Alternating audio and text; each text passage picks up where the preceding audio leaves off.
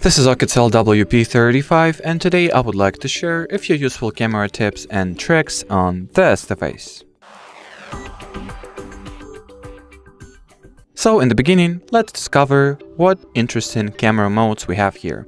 So the first that meets the eye is the 64 megapixel mode. That is essentially a high resolution photo mode. So let's take a photo in the regular photo mode and then the identical one, but this time in the 64 MP mode. My camera shut down, but that's not a problem at all. So once again, two pictures were taken successfully. Now let's go ahead and compare them. So this one is a regular photo mode. That's how far I can zoom in, and you can see yourself how many details or what level of detailing it preserves here. And when it comes to 64 megapixels, obviously it will have a much better result. I can zoom in way further, and the amount of tiniest, smallest details that it has is, well, also higher.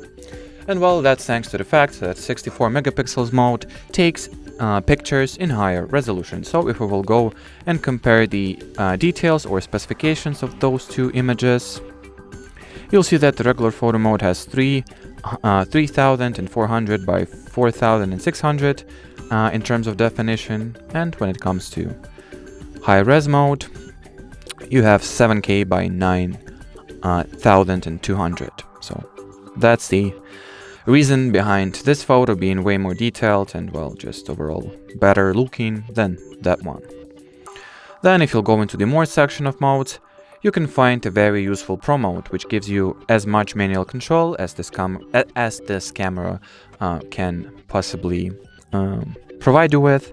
So you can manually adjust the white balance, the ISO value, the exposure, focus, and shutter speed.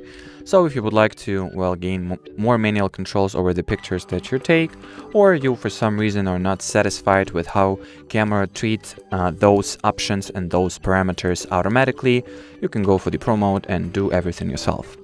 Then here you also have a very useful built-in GIF mode that allows you to, well, as you could have imagined, create GIFs using the default camera app of your phone. So just record a video that you would like to turn into a GIF, and you'll have the gallery image, the gallery animation GIF file available to you right away, just like that.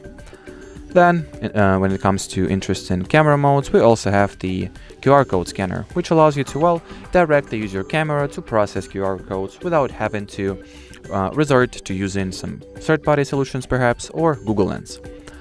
Now, if you'll go into your camera settings, you'll find a bunch of other useful options. For example, you can change the volume key function between shutter or capture, zoom, and volume. So you can zoom in or zoom out using the volume rocker of your phone, which is pretty convenient if you ask me. Or here in the settings, you are also able to enable a very helpful thing that is grid lines, which allow you to better position objects in your photo or people perhaps. So you